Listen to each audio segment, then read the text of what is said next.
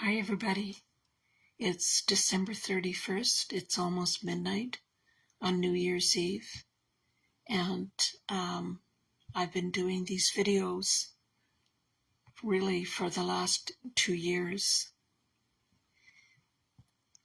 to deal with the trauma of having my little brother Paul Kierans with Down syndrome be locked up by the BC New Democratic Party government.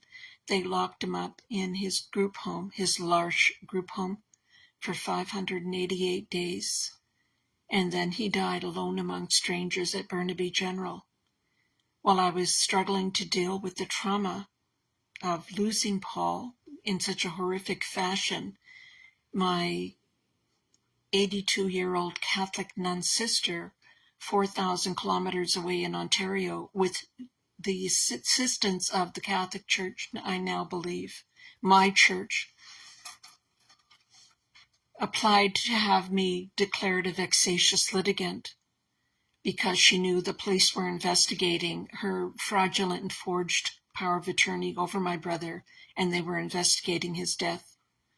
I believe when she found out that I knew she was being investigated, she ordered the staff at Burnaby General to remove my brother's ventilator. He was on a ventilator. He had had a stroke on April 13th.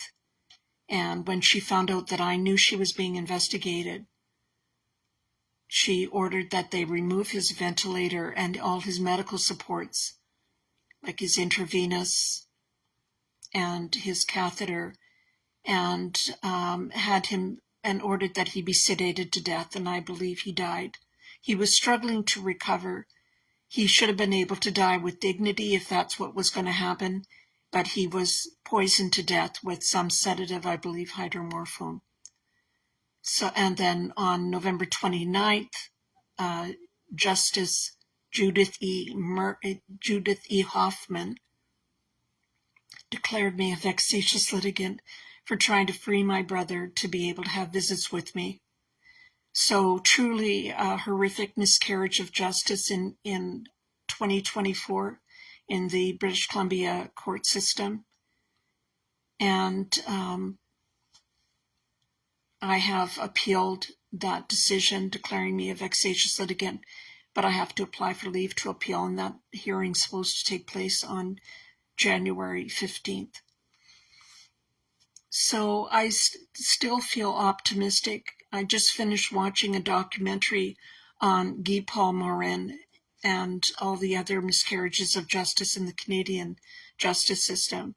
But I feel that Paul's incarceration for 588 days and then death, I believe that they did medical assistance in dying on him, although he was not capable. It was not lawful because he was not capable. I don't believe it's ever lawful for the state to kill its citizens. I don't believe in capital punishment. It was abolished in Canada in 1999.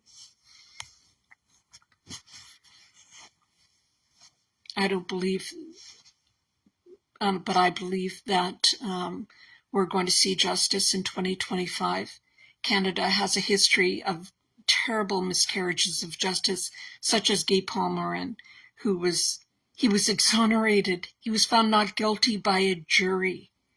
And then the Supreme Court of Canada allowed the jury's decision to be set aside to expose him to double jeopardy. And he was tried again and then found guilty by a jury. But finally, he was exonerated by DNA results.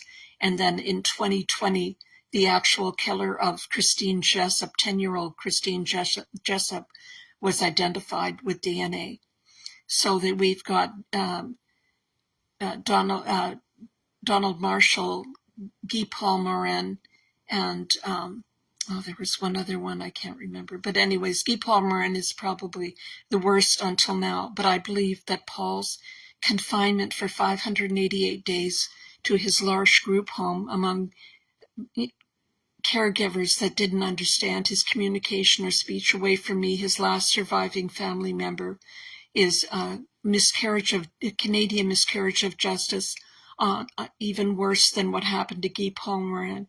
But hopefully we're going to have that decision The decision finding me a vexatious litigant overturned in 2025 on appeal. So please contribute to our GoFundMe account.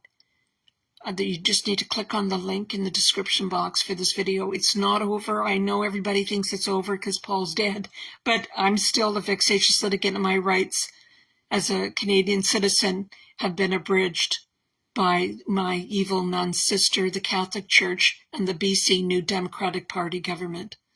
And hopefully we'll get rid of the BC New Democratic Party government and the federal NDP in the new year as well. And Justin Castro and his euthanasia will get rid of Justin Trudeau's program. 60,000 Canadians have been killed by the Canadian euthanasia scheme, including many disabled people who are not sick or dying, but who are just disabled. Canada is reviled by the whole world. Haiti looks down on us for this evil scheme. The state must never, ever kill its citizens. The greatest anthropologist, Margaret Mead, who's a hero of mine, was asked how you can tell when civilization started, human civilization started. And she said 40,000 years ago, there's skulls that are 40,000 years old that show healing of head wounds that were not survivable. So the person who had the head wound, the skull fracture, could not have survived without care and assistance from his neighbors. Canadians and human beings have always been able to kill our sick and vulnerable neighbors, but we have never done it before. And God willing, we're going to get rid of this evil practice that Hitler started in the 1930s. He killed disabled and vulnerable people in institutions. That's how he started. He killed 350,000 people, calling these people useless mouths. I'm legally a disabled person myself, and I'm not a useless mouth. And my brother Paul deserved to live and die in dignity, and he was not a useless mouth. Please share this video and contribute to our GoFundMe account. I had to spend $680 on filing fees at the BC Court of Appeal in the last month. Happy New Year, everybody, and let's make Canada a better world in 2025.